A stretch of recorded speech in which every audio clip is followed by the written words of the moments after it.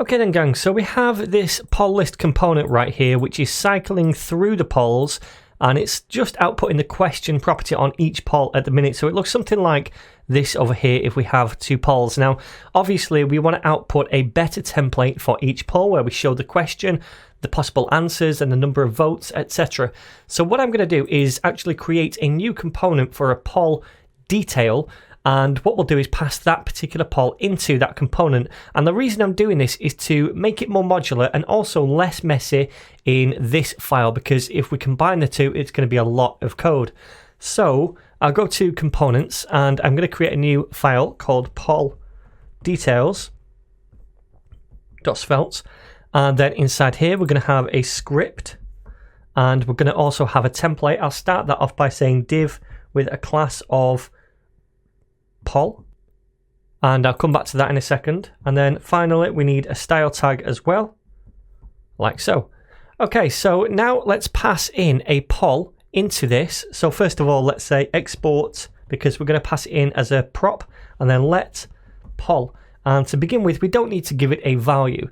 And inside the poll list, we need to import that at the top, that component. So I'm going to say import, and then it's poll details from, and it's in the same directory, so // and poll details.svelte. Okay, so now we can render that down here instead of this right here, the poll question. So inside that div, we'll get rid of this, and instead we'll output poll details like so. And we need to pass through a particular poll into this poll details component, so that every time we get a new poll in this cycle, this each loop, we're passing it into the poll details component. Then we can receive it right here. Okay, so let's pass in that prop, so poll like so. Okay, so over here we can now access poll and we can output it in this template. So what's the first thing we want inside this poll details? Well, probably the question. So let's do an H3 and then just output the poll dot question first of all, and then beneath the H3 we will do a div, and that's going to have a class of answer. So this is going to be one of the answers, and each answer is going to live in a div with a class of answer, so we can style it correctly later. And at the top we're going to have a percent bar, so div.percent, and it's also going to have a class of %-a. Now this percent bar is going to be used to show the percentage of votes that this answer currently has, and we'll see that in more detail later on. We're just going to place it there for now as is.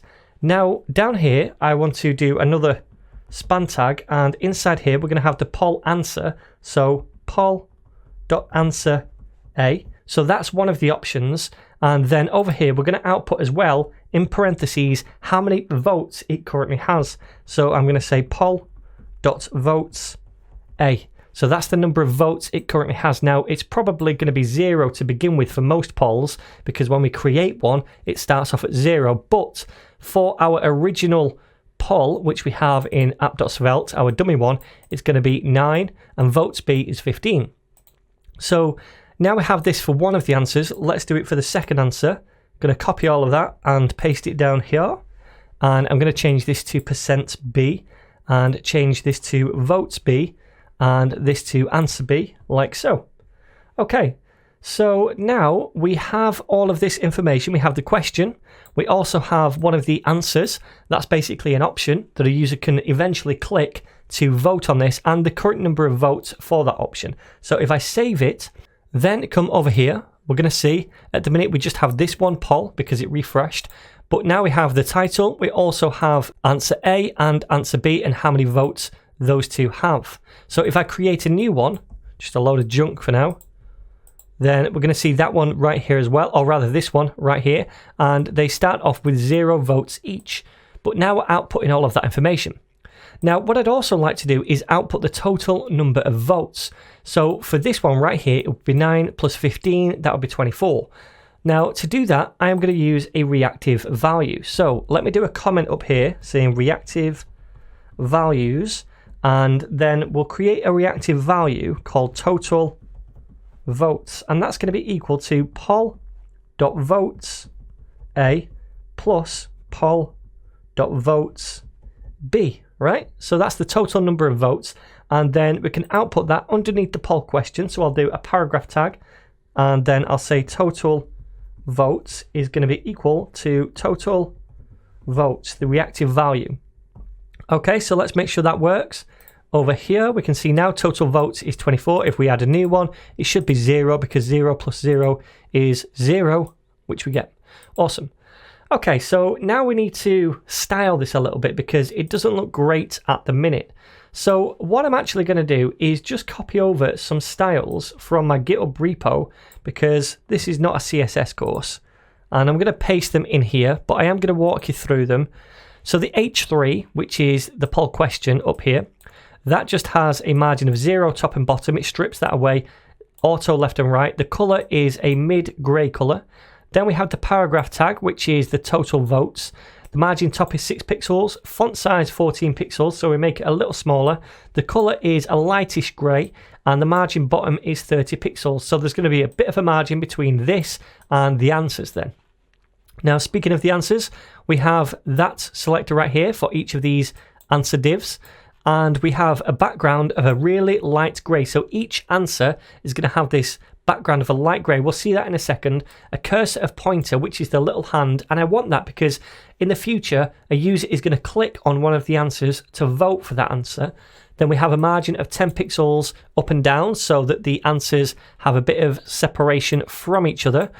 And auto left and right. Position is relative. And that's because this thing right here, the percent bar, we're going to position that absolutely relative to the answer later on. So that's why we give this a position of relative. Then when we hover over the answer, the opacity of that goes to 0.6. That's just a little hover effect, and we'll see that in a second. The span, which is this thing right here, where we actually output the answer and the number of votes, we display that as inline block, so we can give it some padding, 10 pixels up and down, 20 pixels left and right. So let's take a look at what that looks like. And that looks a bit better. So let me just add a new one as well, so we can see these side by side. And we can see now we have these two polls. So in the future, when we click on one of these, it's going to cast a vote for that thing that you click on. And then the number should go up. And this percent bar up here on each of the answers will adjust, because say this one's 50%, right, of votes, then the percent bar is going to go all the way to the middle, and that might be a red block. And down here it would also be 50%, so that would be a green block to the middle. If over here 100% of the votes were for this one, then the red block would go all the way across.